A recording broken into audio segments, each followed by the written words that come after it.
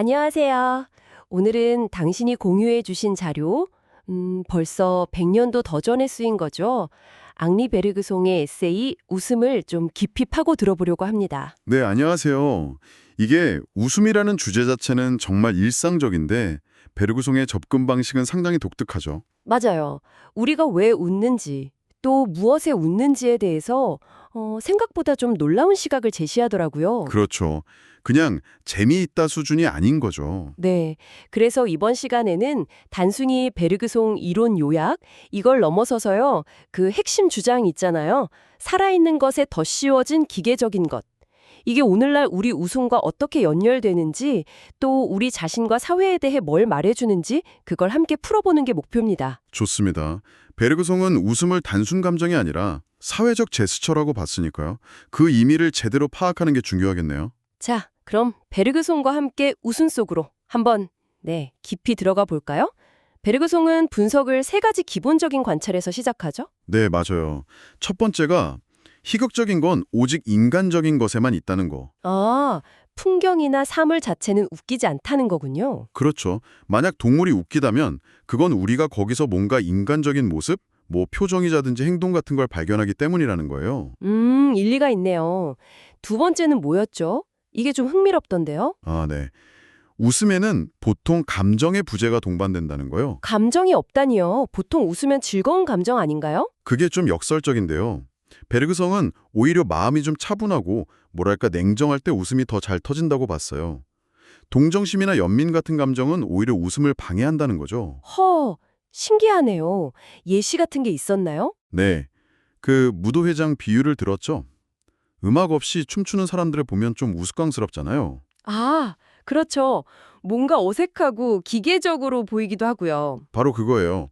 감정적인 배경, 즉 음악을 싹 빼고 나면 인간 행동의 그런 기계적인 면, 어떤 자동적인 면이 드러나서 웃음을 유발한다는 설명이죠. 아하, 이해가 되네요. 마지막 세 번째는 사회적 현상이라는 거였죠? 맞습니다. 웃음은 혼자 있을 때보다는 여럿이 있을 때 더 잘 터지고 또 같은 문화를 공유하는 사람들끼리만 통하는 유머가 있잖아요. 네, 맞아요. 특정 집단의 어떤 관습이나 코드를 모르면 전혀 웃기지 않은 농담들도 많죠. 그렇죠. 이게 다 웃음이 개인적인 걸 넘어서 집단적이고 사회적인 속성을 가지고 있다는 걸 보여주는 거예요. 자, 그럼 이 세 가지를 종합하면 베르그송이 웃음을 어떻게 받는지 대략 그림이 그려지네요. 인간에게만 해당하고 감정보다는 지성에 후수하고 그리고 본질적으로 사회적이다. 네, 정확합니다. 이게 이제 베르그성 웃음 이론의 어떤 기본 전제, 출발점이라고 할 수 있겠습니다. 그럼 이제 진짜 핵심 아이디어로 들어가 보죠. 베르그송 이론의 심장이라고 할 만한 거, 살아있는 것에 더 씌워진 기계적인 것, 이게 도대체 무슨 뜻일까요? 베르그송이 드는 가장 대표적인 예가 길 가다가 넘어지는 사람이에요. 아, 넘어지는 거요? 네, 우리가 그걸 보고 웃는 이유가 불쌍해서가 아니라 그 사람이 순간적으로 주변 상황 변화에 유연하게 대처하지 못하고 마치 뭐랄까 관성법칙 따르는 물체처럼 기계적으로 넘어졌기 때문이라는 거예요. 기계적으로요? 네, 살아있는 존재라면 보여줘야 할 민첩함, 적응성 이런 거 대신에 갑작스러운 경직성, 어떤 자동적인 움직임을 보였기 때문에 웃기다는 거죠. 아하, 그러니까 그 순간만큼은 그 사람이 살아있는 생명체라기보다는 그냥 예측 가능한 기계처럼 보였다? 그래서 웃기다는 거군요. 바로 그거죠. 와, 생각해보니 요즘 인터넷에 막 돌아다니는 몸개그 영상들 있잖아요. 실수하는 영상들. 그런 거 보면 진짜 그런 순간들이 많아요. 예상 못한 상황에서 인간이 보이는 어이없는 반응. 그 기계적인 모습이 웃음 포인트가 되는 거요? 정확해요. 베르그송은 이런 기계적인 경직성 혹은 자동성을 웃음의 근원이라고 본 거죠. 근데 이게 신체적인 움직임에만 국한되는 게 아니에요. 아, 정신적인 면에서도요? 네. 예를 들면 건망증 심한 사람 있잖아요. 베르그송은 라브리에이르의 메날크라는 인물을 예로 들었는데 과거의 어떤 생각이나 행동 패턴에 딱 갇혀서 현재 상황에 맞게 행동하지 못하는 거. 그런 정신적 경직성도 웃음을 유발한다고 봤어요. 마치 오래된 프로그램이 업데이트 안 되고 계속 버벅거리는 컴퓨터처럼요. 네, 비슷한 비유죠. 정신이 딱 굳어버린 상태인 거예요. 그렇군요. 이 경직성이라는 단어가 계속 나오네요. 신체적이든 정신적이든 살아있는 존재 특유의 유연함, 그 생동감을 잃어버리고 뭔가 기계처럼 딱딱하게 굳어진 모습을 보일 때 우리가 웃게 된다는 거군요. 맞습니다. 그리고 베르그슨은 여기서 한 발 더 나가요. 이 웃음이 굉장히 중요한 사회적 기능을 한다고 주장합니다. 사회적 기능이요? 웃음이요? 네, 사회는 구성원들이 계속 변화하는 환경에 잘 적응하고 서로 조화롭게 살아가길 원하잖아요. 그런데 이런 경직성, 괴팍함이나 습관 같은 건 사회 전체의 어떤 유연한 흐름을 방해할 수 있거든요. 아, 그쵸. 너무 자기 방식만 고집하면 문제가 생길 수 있죠. 그래서 사회는 웃음이라는 약간은 따끔하지만 심각하지는 않은 방식으로 이런 경직성을 슬쩍 지적하고 교정하려고 한다는 거예요.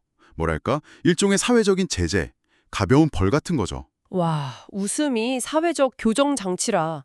이거 정말 흥미로운 관점인데요. 그럼 이런 경직성이 구체적으로 어떤 형태로 나타날 때 웃음을 유발하는 건가요?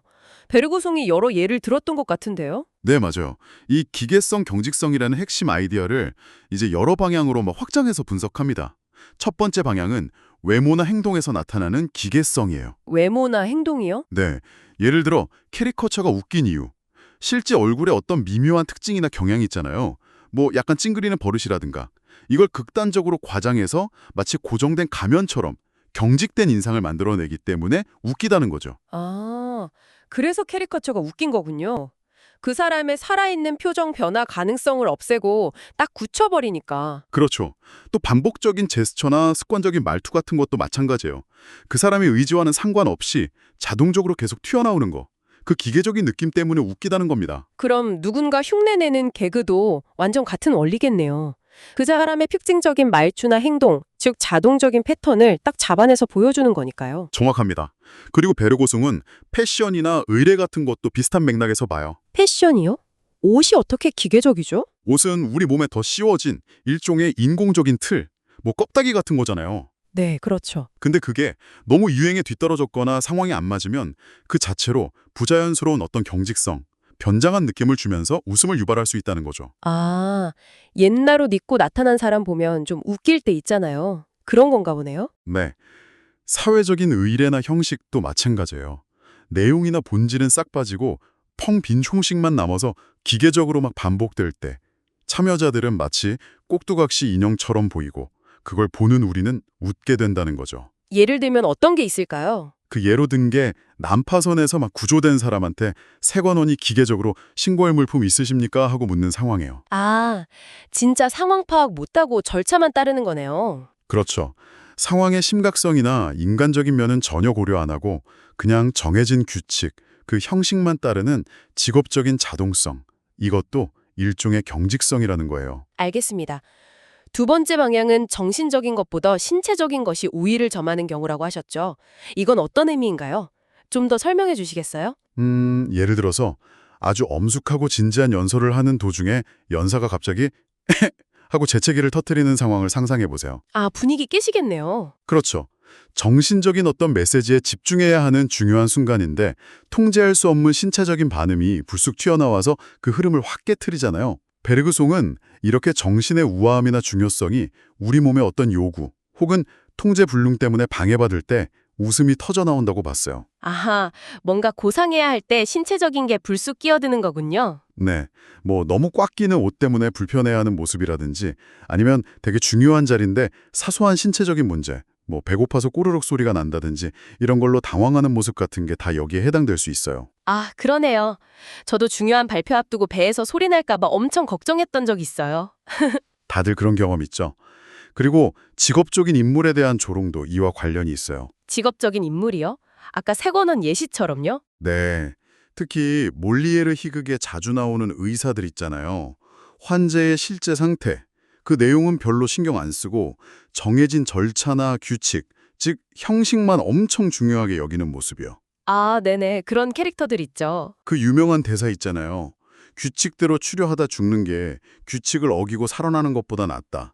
이런 식의 대사. 와, 진짜 황당하네요. 그렇죠. 이게 바로 직업적인 논리라는 그 경직된 틀이 인간의 생명이나 건강이라는 본질적인 가치를 완전히 압도해버리는 상황을 보여주는 거고, 그래서 웃음을 자아내는 거죠. 이것도 앞서 말한 직업적 자동성하고 다 연결되는 이야기입니다. 그렇군요. 그럼 세 번째 방향은 사람이 사물처럼 취급될 때 웃기다는 거였죠?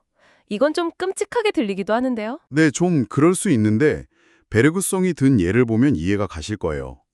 예를 들어 세르반테스 소설에서 산초 판자가 담요에 둘둘 말려가지고 막 공처럼 던져지는 장면이 있어요. 아, 네. 또 서커스 광대가 막 얻어맞고 쓰러졌다가 아무렇지도 않게 벌떡 일어나는 연기 같은 거요. 마치 고무인형처럼 취급되는 거죠. 이렇게 인간이 어떤 존엄성을 잃고 사물처럼 다뤄지거나 스스로 사물처럼 행동할 때 웃음이 터져 나온다는 거예요. 아, 인간의 유기체적인 특성이 사라지고 그냥 물건처럼 보일 때군요. 그렇죠. 좀 더 미묘한 예로는 언어 표현도 있어요. 사람을 물건 세듯이 내 아내 7, 내 딸 8 이렇게 센다거나 네, 그런 표현이 있다고요. 예전에 그런 희극적인 표현이 있었나 봐요. 또 사람하고 그 사람이 맡은 직책을 완전히 동일시해서 마치 부품 갈아 끼우듯이 현감은 1847년 이후 여러 번 바뀌었지만 이런 식으로 표현하는 거예요. 아, 사람 자체보다는 그 자리가 더 중요한 것처럼 말하는 거네요. 네. 이런 예들은 전부 인간의 어떤 살아있는 특성, 예측 불가능성, 존엄성 이런 것들이 싹 무시되고 대신 사물의 예측 가능성, 수동성, 도구성 같은 기계적인 속성이 확 부각될 때 우리가 웃는다는 베르그송의 주장을 뒷받침하는 거죠. 알겠습니다.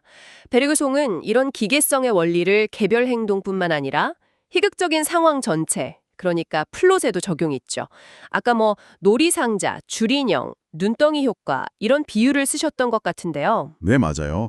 베르그송은 희극적인 플롯이나 상황 전개 역시 겉보기에는 자연스러운 삶의 흐름처럼 보일 수 있지만 그 밑바탕을 잘 들여다보면 어떤 기계적인 장치, 패턴 같은 게 숨어 있을 때 웃음을 유발한다고 봤어요. 기계적인 장치요. 예를 들면요? 첫 번째가 그 놀이상자, 잭킨더박스예요. 왜 눌러도 계속 튀어오르는 인형 있잖아요. 네네. 그것처럼 아무리 억누르려고 해도 특정 생각이나 감정 말이 계속해서 반복적으로 튀어나오는 상황이에요. 물리에르의 타르티프에서 주인공 오르공이 다른 심각한 이야기는 다 무시하고 계속 타르티프는 이따 투입 하고 묻는 장면이 대표적이죠. 그 강박적인 반복이 아주 기계적인 인상을 주는 거예요. 아, 상황에 안 맞게 계속 같은 말만 반복하는 거 웃기겠네요. 그렇죠. 두 번째는 줄인형, 댄싱잭이에요. 말 그대로 인물이 자기 의지와는 상관없이 다른 사람이나 어떤 상황에 의해서 꼭두각시처럼 조종당하는 모습이죠. 조종당하는 거요? 네, 예를 들어 스카팽이 재롱틀을 자루에 놓고 막 때리는 장면처럼 인물이 완전히 희극적인 상황의 장난감처럼 되어버리는 거예요. 자기 의지대로 움직이는 게 아니라 그냥 줄에 매달린 인형처럼요. 네, 그런 슬랩스틱 코미디 장면들 많죠. 실수가 꼬리에 꼬리를 물고 불어나서 완전 터무니없는 파국으로 치닫는 그런 코미디 플롯들 말씀이시죠? 네, 바로 그거예요. 이런 메커니즘들 전부 밑바탕에는 결국 삶의 자연스럽고 유연한 흐름이 어떤 기계적인 패턴, 예측 가능한 틀에 종속되는 모습이 깔려 있다는 게 베르그송의 분석입니다. 그렇군요. 결국 행동이든 외모든 상황이든 성격이든 그 핵심에는 기계적인 경직성이 웃음의 원인이라는 아주 일관된 논리네요. 마지막으로 희극적 성격에 대해서도 정리를 좀 해주시죠. 네, 희극적인 인물도 결국 같은 맥락이에요. 기본적으로 사회에 잘 적응하지 못하는 사람, 그러니까 자기만의 고정된 방식대로만 생각하고 행동하는 경직된 인물인 거죠. 어떻게 보면 일종의 사회 부적응자라고 할 수도 있고요. 아, 그래서 웃음이 그걸 교정하려는 사회의 반응이라고 하신 거군요. 그렇죠. 웃음을 통해서 너 좀 유연해져라, 사회에 좀 맞춰라 하는 메시지를 주는 셈이죠. 베르그송은 특히 허영심을 아주 대표적인 희극적 성격 특성으로 꼽았어요. 허영심이요? 왜죠? 허영심에 찬 사람은 끊임없이 타인의 시선이라는 외부 기준에 맞춰서 자기를 부자연스럽게 포장하려고 하잖아요. 자신의 진짜 모습보다는 남에게 보여지는 모습에 집착하는 거죠. 이게 일종의 정신적인 경직성으로 작용해서 웃음에 아주 좋은 표적이 된다는 거예요. 아, 그러네요. 너무 나무식해서 부자연스럽게 행동하는 거. 그것도 일종의 경직성이군요. 비극의 주인공은 막 고뇌하는 개인인데 희극의 주인공은 종종 수전노나 인간 혐오자 같은 어떤 유형을 대표한다는 지적도 재밌었어요. 왜, 맞아요. 희극은 보통 그런 보편적인 유형, 어떤 결함의 유형을 다루죠. 비극이 한 개인의 깊은 내면을 파고든다면 희극은 주로 인물의 외적인 행동이나 습관, 즉 사회적으로 드러나는 모습을 관찰하고 묘사하는 경향이 있고요. 희극적 인물은 종종 자기 자신을 객관적으로 보지 못해요. 자기만의 틀에 딱 갇혀 있는 거죠. 그것 역시 기계적이라고 할 수 있습니다. 네, 마지막으로 코미디의 부조리의 논리를 꿈의 논리와 연결한 부분도 있었죠. 아, 네. 그것도 상당히 흥미로운 분석인데요. 희극에서 나타나는 부조리함, 말이 안 되는 상황 같은 게 단순히 그냥 엉터리가 아니라 마치 꿈속에서처럼 현실의 논리 규칙이 좀 느슨해지고 하나의 고정관념이나 강박적인 생각이 모든 것을 지배하는 경향이 있다는 거예요. 예를 들어 돈키호테가 풍차를 막 거인으로 보는 것처럼요. 아, 자기 생각에 현실을 끼워 맞추는 거네요. 그렇죠. 꿈꿀 때 우리가 외부 자극을 받아도 그걸 지금 꾸고 있는 꿈의 맥락에 맞춰서 해석해버리잖아요. 그런 거랑 비슷하다는 거죠. 또 꿈에서처럼 비합리적인 연결이나 반복이 나타나기도 하고요. 이런 꿈과 같은 비논리성, 현실의 엄격한 인과관계에서 벗어난 자유로움이 우리에게 일종의 해방감을 주면서 동시에 웃음을 유발할 수 있다는 분석입니다. 와, 정말 웃음이라는 현상 하나를 가지고 이렇게 다각도로 깊이 파고들 수 있다는 게 놀랍네요. 자, 오늘 베르그송의 웃음을 통해서 우리가 왜 웃는지 그 본질에 대한 깊이 있는 이야기를 나눠봤습니다. 정리를 좀 해보자면 베르그송에게 웃음은 그냥 즐거워서 웃는 걸 넘어서서 살아있는 인간과 사회가 마땅히 가져야 할 유연성, 적응성 이런 걸 가로막는 기계적인 경직성을 딱 감지하고 그걸 교정하려는 사회적인 장치, 다시 말해 사회적 제스처라는 거였죠. 네, 그렇죠. 이게 당신에게는 어떤 의미로 다가오시나요? 인간적인 또는 사회적인 경직성이 풍자되고 있는 건지 베르구송의 렌즈를 통해서 한번 분석해보는 재미가 있죠. 단순히 재밌다 하고 넘어가는 게 아니라 웃음의 메커니즘과 그 사회적인 의미까지 생각해보게 만드는 것 같습니다. 네, 지식을 좀 빠르고 깊이 있게 얻고 싶어 하는 당신의 관심사에도 잘 맞는 분석일 수 있겠네요. 그렇죠. 마지막으로 베르구송이 던지는 질문이 하나 더 있었죠. 웃음이 완전히 순수하거나 친절하지만은 않을 수도 있다는 거요. 아, 네. 약간의 무관심, 심지어 베르구송은 악의 불꽃이라는 표현까지 썼는데요. 만약 웃음의 기능 중 하나가 사회적 교정이라면 거기에는 필연적으로 상대를 살짝 낮추거나 비판하려는 의도가 숨어있는 건 아닐까 하는 질문을 던지는 거죠. 생각해보니 그렇네요. 누군가의 실수나 경직된 모습을 보고 웃을 때 마냥 선의만 있는 건 아닐 수도 있겠어요. 자, 이 질문을 당신께 한번 던져보겠습니다. 최근에 당신이 누군가를 보고 진심으로 웃었던 순간을 한번 떠올려 보세요.